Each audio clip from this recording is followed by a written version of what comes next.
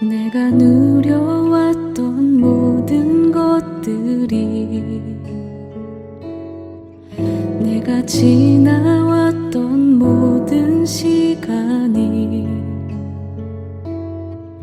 내가 걸어왔던 모든 순간이 당연한 것 아니라 은혜였소. 네, 오늘 말씀은 다음 주의 말씀을 둘로 나누어서 오늘은 라헬을 생각하신지라 라는 제목의 말씀으로 앞부분을 함께 은혜 나누고자 합니다. 지난주에는 하나님께서 누구를 돌보아 주셨죠? 지난주에는 하나님이 레아를 돌보아 주셨어요. 왜 돌보아 주셨을까요? 하나님 마음이지 뭐. 하나님 마음인데, 그런데 왜 레아를 돌보아 주었을까? 그것은 레아의 마음이 약하여 하나님 앞에 기도했기 때문이다. 그렇게 볼 수밖에 없어요. 그냥 느닷없이 하나님이 복 주시고, 느닷없이 하나님이 은혜 주시며, 느닷없이 하시는 하나님이 아니시거든요. 하나님께서 레아를 들으시고, 레아를 보시고, 레아를 생각해 주신 것은 그만한 레아의 마음이 하나님 앞에 상달이 되어진 거죠. 그렇죠?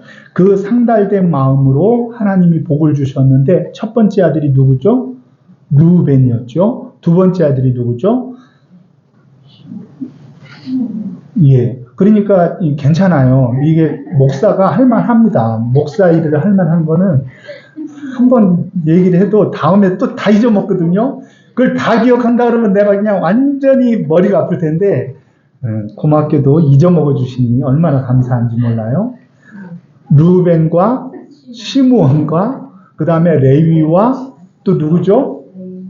유다였잖아요. 유다. 그런데 그 가만히 생각을 해보면은 지난주에 어떤 말씀을 드렸냐고 하면은 레아를 하나님이 돌아보셨을 때 르우벤은 뭐라 그랬어요? 이름의 뜻이 보고해도 돼요. 보고. 이 32절.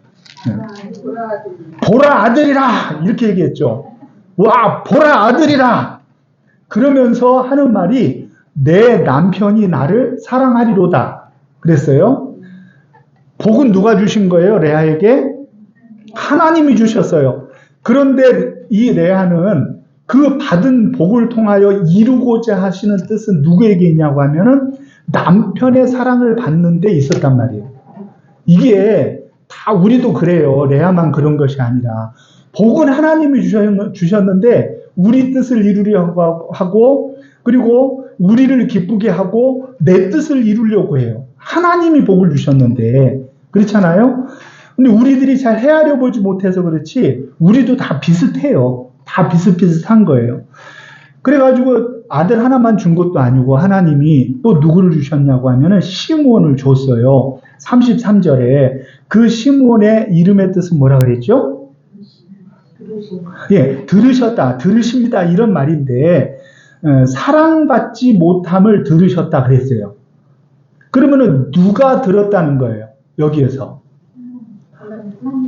레아가 생각을 할 때 가만히 생각을 해보세요. 예? 사랑받지 못함을 들으셨다. 하나님이 들으셨다는 얘기예요. 저는 하나님이라고 생각이 안 돼요. 네.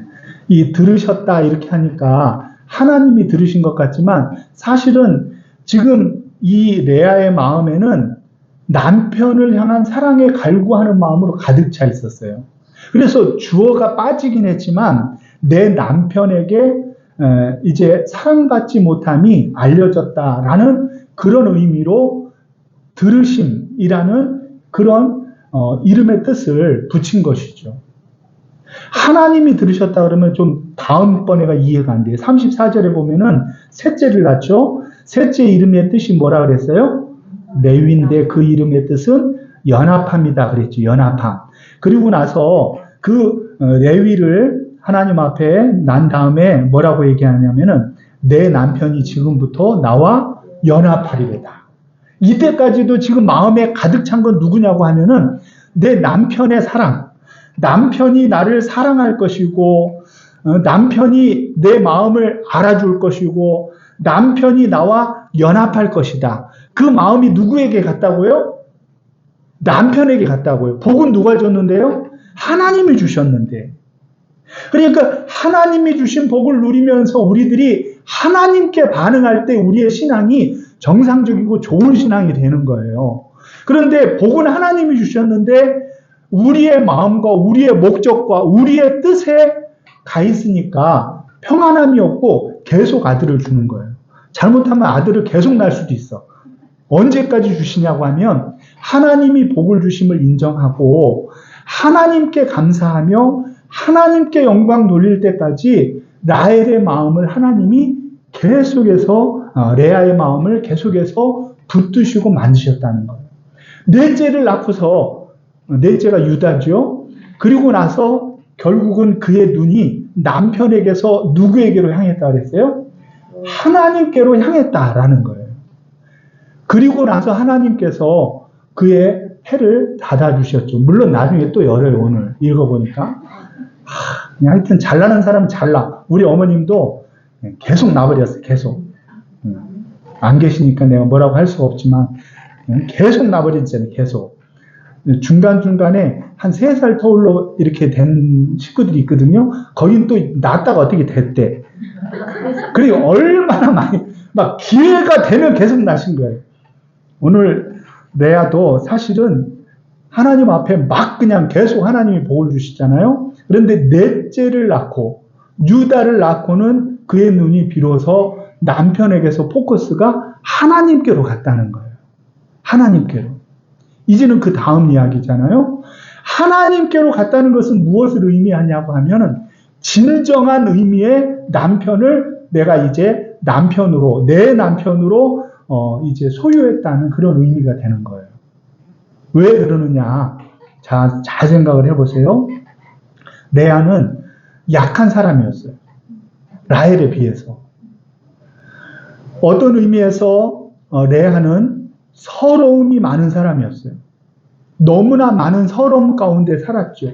시집마저도 도매금으로 시집을 가버리고 말았잖아요. 그러니까 내 인생이 전혀 없는 것 같은 삶인데 텅 빈 것 같은 삶을 살았잖아요. 그런데 남편이 나를 사랑해 주냐? 천만의 말씀이죠. 원래 사랑하고 원래 좋아했던 사람이 동생인데 어떻게 레아를 사랑할 수가 있겠어요? 그러니 레아의 마음이 얼마나 소외되고 힘들고 그리고 고통 가운데 있었을 것을 여인네들은 다 이해할 수 있다는 거죠. 그런데 그 당대에는 있잖아요. 아들을 낳는다는 것은 무엇을 의미하냐고 하면은 그것은 그 부인으로 인정받을 뿐만이 아니라 아들을 낳았다는 것은 남편의 마음이 나에게로 온다는 그런 의미가 있는 거예요. 옛날에 분인나하고 한나 이야기 알죠? 거기에 보면은 분인나는 아주 잘 낳는데 한나는 못 낳잖아요. 그러니까 한나가 처음에는 분인나를 시기했어요. 그러다가 분인나를 시기하는 데서 하나님 앞에 나와 기도하는 그런 마음의 변화를 일으킬 때 하나님이 그 여인을 태를 여시고 사무엘을 주셨잖아요. 그렇죠? 그러니까 오늘 레아도 마찬가지예요. 하나님 앞에 그 서러움의 복받침이 하나님 앞에 간절했을 것이죠. 그러니 하나님께서는 레아에게 복을 주시고 그에게 자녀를 주심으로 남편과의 관계 가운데 이 레아의 마음을 위로해 주신 거예요. 저와 여러분들도 마찬가지죠. 레아를 위로해 주셨던 하나님은 오늘 우리의 아픈 마음을 하나님께서 위로해 주시고 그 아픔을 기도로 승화시킬 수 있는 믿음의 사람들을 하나님이 돌보아 주심을 믿으시기를 바랍니다. 이 아들을 계속 낳아버리고 하니까 이제는 야곱의 마음이요 점점 레아에게로 가는 거예요. 사실은 처음에 레아가 아니었겠죠. 르우벤이 귀엽고 손주들 낳아봐서 알잖아요. 다 푸사 사진 바꾸고 뭐 동영상으로 막 하고 그러잖아요. 그러니까 야곱도 처음에는 르우벤이 예뻤겠죠. 그렇죠? 그런데 자녀들과 계속 가까이 하다 보니 레아와 점점 관계가 좋아지는 거예요. 레아와. 그러니까 이번에는 누가 소외되겠어요? 점점 라헬이 소외가 되고 라헬의 마음이 처음에는 풍성했었는데 이제 라헬의 마음이 옹졸해지고 라헬의 마음이 어떻게 되어지냐고 하면 시기와 조급함을 보이기 시작하는 거예요. 어떻게 이제 보이기 시작하냐면 먼저 자신의 시종 빌하를 야곱에게 줘요. 그냥 곱게 주면 좋은데 뭐라고 얘기하냐면은 내 애를 놔둬 이렇게 내 애를 놔둬 그래. 그러니까 내가 하나님을 대신하냐? 하나님이 안 주신 걸 어떻게 하냐? 그러니까 이때다 싶어가지고 자기의 여종을 야곱에게 이제 들어가게 하는 거죠. 그리고 그 아이를 내 무릎에 앉히겠다, 입양하겠다 그런 얘기고, 그리고 종이 낳은 자녀는 내 소유가 되는 거잖아요. 그러니까 내 아들을 여종을 통하여 이루고자 하는 거예요. 그래가지고 낳은 아들이 누구죠? 단과 납달리 들어보셨죠? 단하고 납달리. 그 단이라는 의미는 무엇일까요? 네, 억울함을 푸심. 네, 아주 어떻게 그렇게 정답을 잘하는지 모르지만 밑에다 써 있어요. 이렇게 조그맣게 보면은 억울함을 푸심. 그렇죠? 단, 억울함을 푸심. 그 다음 아들이 누구예요? 납달리인데 뭐라 그래요? 경쟁이다 이런 말이에요. 자, 이름의 뜻을 통하여서 그 심리를 다시 한번 얘기를 해보면 다는 내 억울함을 풀었다. 누구에게 억울한 거예요? 하나님께 억울한 거예요? 아니요. 하나님께 억울한 게 아니라 원래 내 남편이었는데 내 남편을 언니에게로 마음이 점점 가서 이 남편의 마음을 내가 얻지 못하는 것에 대한 억울함을 풀었다. 누구를 통해서? 여종 빌하를 통해서 풀었다. 그런 의미에서 단이라고 했다는 거예요. 억울함을 풀었다. 그러니까 지금 마음이 하나님께 가 있는 거예요? 아니면은 남편에게 가 있는 거예요? 역시 남편에게 가 있는 거예요. 아직 더 낳아야 돼, 애를. 네, 라헬도 계속 낳아야 돼, 지금. 비록 자기가 안 낳았어도 계속 낳아야 됩니다. 그런데 둘째를 낳고, 그러니까 총 합쳐서 6째죠. 복잡해요, 하여튼. 6째 납달리를 낳는데 경쟁이라 그랬는데, 누구와의 경쟁이에요? 내가 언니와 크게 경쟁하여 이겼다. 그의 눈이 어디에 가 있느냐고 하면, 언니와 나와의 관계가 되어 있는 거예요. 언니와 나와의 관계일 때는 지금 회복이 된 거예요, 안 된 거예요?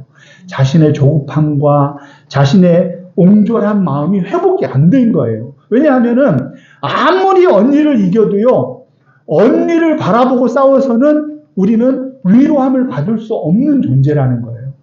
세상 것들을 채워도 세상의 것들로는 우리의 영적인 목마름을 채울 수 없음과 똑같은 거예요. 그러니까 언니와 대항하고 언니와 경쟁하고 이래가지고는 라헬의 마음이 온전히 하나님 앞에 설 수가 없는 거예요. 그렇게 되어지면은 남편의 마음도 얻을 수 없는 것이고 특별히 하나님의 마음을 얻을 수 없잖아요. 누가 주셨는데? 단과 납달리는 누가 주셨는데? 그거를 분명히 해야 돼. 누가 주셨어요? 하나님이 허락해 주셨잖아요. 하나님이 주신 복을 가지고 내 목적을 이루고 내 능력과 내 힘을 삼으려고 하면 거기에는 아직 목마름이 가시지 않은 것이죠.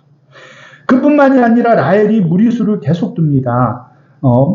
어떻게 되어지냐고 하면은 이제 레아가 또 자기도 질 수 없다 그래가지고 실바를 해가지고 또 누구를 낳죠? 갓과 아셀. 단, 납달리, 갓, 아셀. 요걸 통째로 외우셔야 돼요. 네. 단, 납달리, 갓, 아셀. 이렇게 다 이 여종에게서 낳은 자녀들이에요. 자, 그런데 여기에서 갓과 아셀이라는 이름의 뜻이 의미심장합니다. 네? 11절 말씀에 갓은 무슨 뜻이라는 거예요? 복되다 이런 말이에요. 아셀은요, 기쁨이 된다 이런 말이에요. 자, 지금 라헬은요, 이름을 줘도 언니에게 가 있어요. 그 포커스가 언니에게 가 있다. 언니를 이기고 언니와 경쟁하고 언니를 어떻게든지 언니의 마음을 나에게로 이 남편의 마음을 이렇게 얻고자 하는 조급함이 있는데, 그런데 레아는 비록 여종을 통해서 얻은 자녀들의 이름이지만 그 이름의 뜻이 어떠냐고 하면은 그 속에 복되다, 기쁘다 이런 뜻들이 그 속에 담겨 있었다는 거죠. 사실은 지금까지 누가 승자예요? 레아가 승자라는 거예요.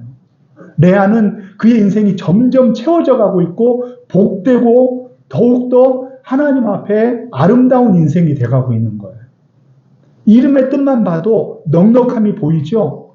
복되고 기쁘다라는 이름을 그의 자녀들에게 붙일 만큼 그는 넉넉했어요. 그러나 라헬은 그렇지 못했죠. 르우벤이 하루는 나가서 합한채라는 식물을 구해옵니다. 이 합한채는 뭔지 잘 모르시죠? 합한채는 조그만 토마토같이 조그만 식물인데 그 식물 뿌리가 우리나라 인삼하고 비슷해요. 인삼. 사람 모습으로 이렇게 생겼어요. 그래가지고 그거를 유대인들은 어떻게 생각하냐면 그 합한채를 먹으면 임신이 잘 된다. 이런 생각을 가진 거예요. 그러니까 라헬이 어때요? 라헬은 어떻게든지 내가 임신을 하는 게 지금 목적이잖아요. 그러니까 어떻게 하냐 그러면은 그 르우벤의 합한채를 요구를 하는 거예요. 무슨 자격으로? 자격이 없어요. 자격이. 도저히 왜 그걸 요구하는지 자격이 없는데 합한채를 요구해요. 그 말은 내가 임신하고 싶다 이 얘기죠. 그 조급함을 계속 드러내는 거예요. 그때 레아가 어떻게 해요? 그래, 너 이거 합한채 가져. 그런데 남편, 우리 야곱을 오늘 내가 이제 맞이하겠다. 그렇게 하는 거죠. 조급한 라헬에게서 자녀가 낳는 것이 아니라 오히려 레아가 그 합한채 대가로 이제 동침을 했는데 또 어떻게 됐어요? 네, 잘나는 사람은 계속 잘나요. 그래가지고 어떻게 했냐고 하면은 이사갈하고 스불론을 낳은 거예요. 이사갈과 스불론. 그러니까 한번 생각을 해보세요. 우리의 꾀로 합한채를 먹으면은 임신이 될 것 같고 내가 무언가 남편의 마음을 빼앗을 수 있을 것 같았는데 그것은 내 생각이요, 내 방법이죠. 그렇죠. 그런데 오히려 합한채를 양보한 레아가 오히려 이사갈하고 스불론을 가져 하나님 앞에 영광 돌리게 되었다는 것이죠. 이사갈의 뜻이 18절에 뭐라고 그랬어요? 값이라는 뜻인데 누가 값을 주셨다는 거예요? 하나님이 내게 그 값을 주셨다. 자, 지금 싸움이 라헬은 계속해서 남편과 그리고 언니를 향하는 펀치를 날리는데 언니는 계속해서 어떻게 하냐고 그러면은 하나님과의 관계 속에서 하나님께 영광을 돌리고 그의 마음에 기쁨과 복됨이 넘쳐나는 그런 인생을 살고 있다는 것이죠. 스불론의 이름의 뜻은 무엇이에요? 20절에 스불론, 거함이라는 뜻인데 그 이름의 뜻을 지으면서 뭐라고 얘기하냐면 하나님이 내게 후한 선물을 주셨다. 그러니 남편이 이제는 나에게 거할 것이다. 그런 의미가 되죠. 그런 의미에서 하나님이 내게 후한 선물을 주셨다. 하나님이 나에게 선물을 주신 것을 인정하면서 계속해서 레아는 그의 눈이 어디에 가 있느냐 하면은 하나님께로 가 있는 거예요. 그러니까 레아와 야곱과 하나님과의 관계 속에 삼각형이 이루어지면서 그 가정이 점점 더 돈독하여지는 그런 사랑의 관계로 발전하게 되어진다는 것입니다. 그런데 라헬은 내가 이루어야 돼요. 성취해야 돼요. 내가 애를 낳아야 돼요. 네? 말이 필요 없어. 그냥 내가 낳아야 돼. 어떻게 해서든지. 그런 마음으로 하나님 앞에 다가갔을 때에는 하나님께서 이 라헬의 마음을 위로할 수가 없었을 거예요. 그래서 라헬은 어떻게 되어지냐? 그의 마음이 역시 낮아지고 그리고 기도의 마음이 되어진 거예요. 그것을 어떻게 할 수 있느냐 하면은 22절에 하나님이 라헬을 생각하신지라. 하나님은 언제든지 낮은 마음 가운데 역사해 주셔요. 낮은 마음. 그 낮은 마음이 나의 비굴함으로 가는 것이 아니라 낮은 자세로 하나님 앞에 엎드려 기도로 그의 인생을 승화시키면은 하나님은 그 낮음을 통하여 역사하십니다. 왜냐하면은 강할 때 하나님은 역사하시지 않아요. 내가 강하면은 내가 강해서 잘해서 이룬 줄로 착각을 하기 때문에 하나님은 낮은 마음 가운데 우리를 축복하시는 하나님이신 줄로 믿으시기를 바랍니다. 그래서 하나님 앞에 은혜를 받으려면은 내 마음을 낮추면 되는 거예요. 세상에는 낮추면은요, 우리를 모자른 사람으로 생각을 해요. 세상 사람들은. 그러나 하나님께 나를 낮추는 것은 당연한 거예요. 왜냐하면 하나님과 나는 비교해 봐도 너무너무 비천한 인생이요. 너무너무 하나님 앞에 내놓을 것이 없는 인생이기 때문에 하나님 앞에 나를 낮출 수밖에 없다는 거예요. 그런데 내가 나를 낮추지 못하는 이유가 뭐냐? 나의 경쟁자, 세상, 나의 주변을 보기 때문에 나를 낮출 수가 없는 거예요. 이겨야 되거든요. 힘을 써야 되거든요. 어떻게든지 빼앗아야 되고 저 사람을 내가 앞서야 내 마음이 시원할 것 같거든요. 그것으로는 우리의 신앙이 성장할 수가 없어요. 우리의 신앙은 나를 하나님 앞에 세울 때 가능한 거예요. 나를 하나님 앞에 세울 때 우리의 신앙이 성장하고 아름다울 수 있는 거예요. 그러면 하나님 앞에 세우면 어떻게 되어지냐? 우리의 약함을 보게 되어진다는 거예요. 나의 한계를 보게 되어진다는 거예요. 나의 부족함을 보게 되어진다는 거예요. 나의 옹졸한 마음을 하나님 앞에 가야 볼 수가 있다는 거예요. 사람 앞에 나아갔을 때는 그것들이 안 보여요. 왜냐? 경쟁하고 이겨야 되기 때문에. 그러므로 하나님께서 라헬을 생각하신 것은 그의 마음이 하나님 앞에 나아가 낮아지신 것으로 볼 수가 있다는 것입니다. 그래서 낳은 아들이 24절에 누구라고요? 요셉을 낳았어요. 요셉을 낳았을 때 라헬의 마음은 어땠느냐? 요셉의 이름의 뜻이 뭐죠? 네? 네, 더함. 그 말은 무슨 의미예요? 요셉을 주었는데 지금 언니와 비교해 보면 6대 1이야 아직.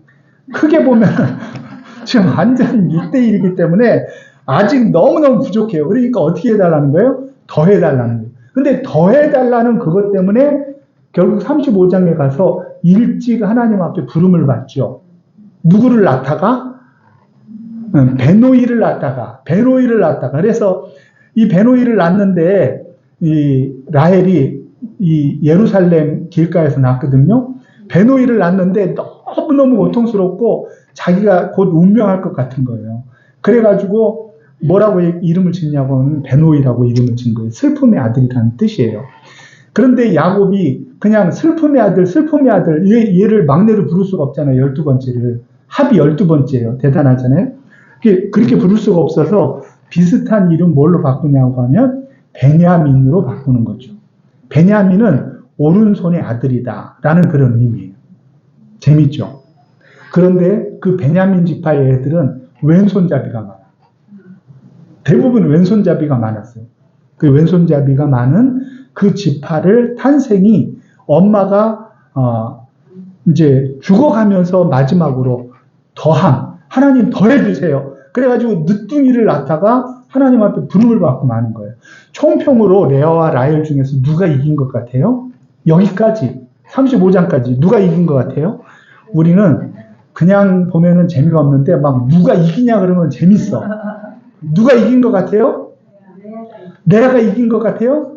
라헬이 이긴 것 같아요? 사실은 이때까지는 레아가 완승이에요. 그런데 조금 지나고 나니까 요셉이 대단한 사람이 되는 거예요. 그래가지고 다른 아이들이 이제 아이들을 지파로 하나씩 세우는데 요셉은 지파를 둘로 쪼갤 정도로 강력한 지파가 되는 거죠. 그래가지고 이 에브라임 지파와 므낫세 지파는 그 땅으로 보나 힘으로 보나 모든 다른 지파와 대적해도 아주 다른 지파들보다도 월등한 지파가 되는 거예요. 그래가지고 다 이제 하늘나라 갔잖아요. 레아하고 라헬이. 그래가지고 이제 언니 거봐. 내가 낳은 아들이 지금 이렇게 대단하잖아. 그래가지고 누가 이겼다고 주장을 하냐 그러면 라헬이 언니보다 내가 훨씬 더 축복받은 것 같아. 그렇게 얘기를 했다는 거예요. 그랬더니 두고 보자. 그래가지고 나중에 보니까 글쎄 예수님께서 어느 지파에서 예수님 태어나시죠? 그 유다 지파에서 태어나시잖아요. 그리고 모든 왕들이 다 유다 지파를 통하여서 이루어지고 그러니까 결국은 또 나중에 또 역전을 해가지고 레아가 야 동생아 봐라. 우리 예수님께서 우리 지파에 태어나지 않냐. 그래가지고 지금 막 계속 싸우고 있다는 거예요. 천국에서도.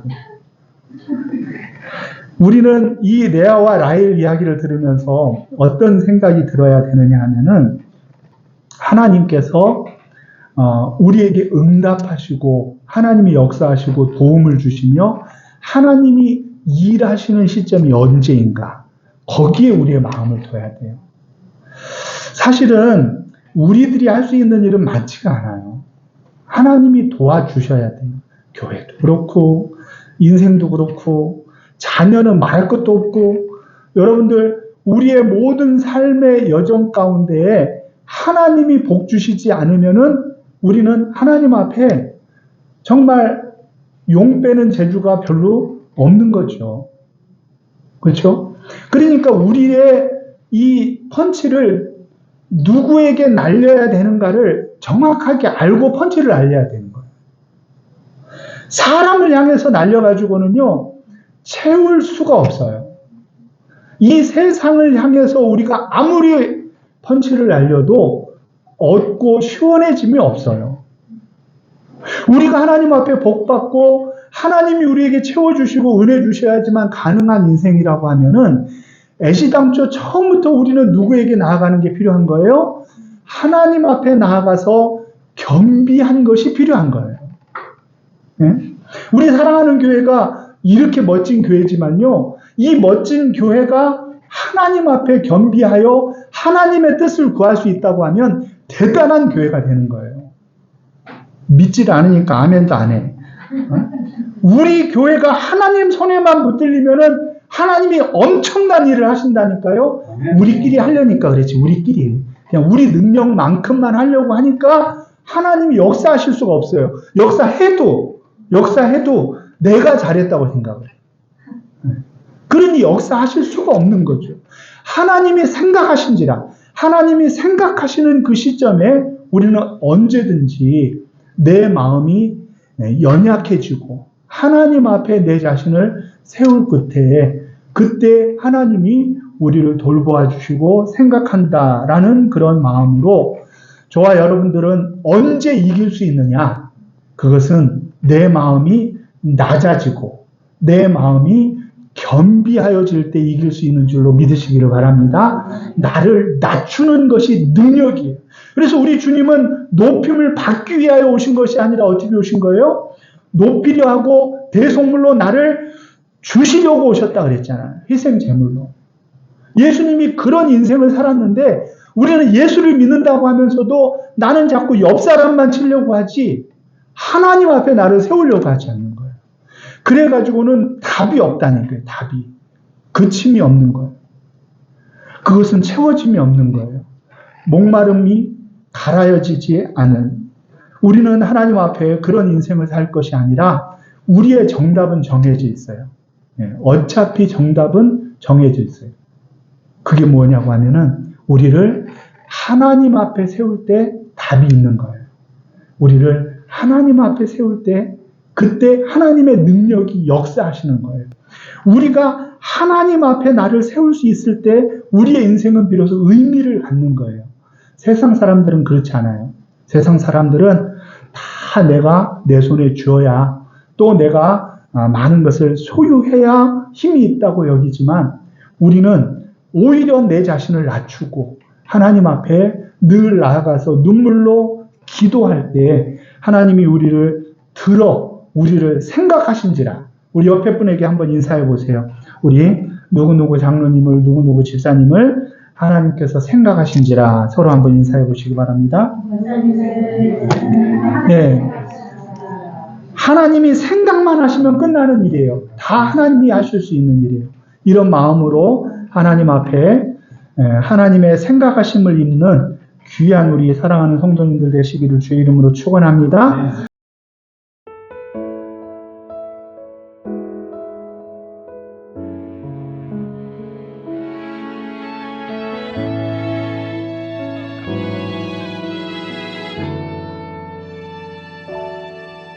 내가 누려왔던 모든 것들이 내가 지나왔던 모든 시간이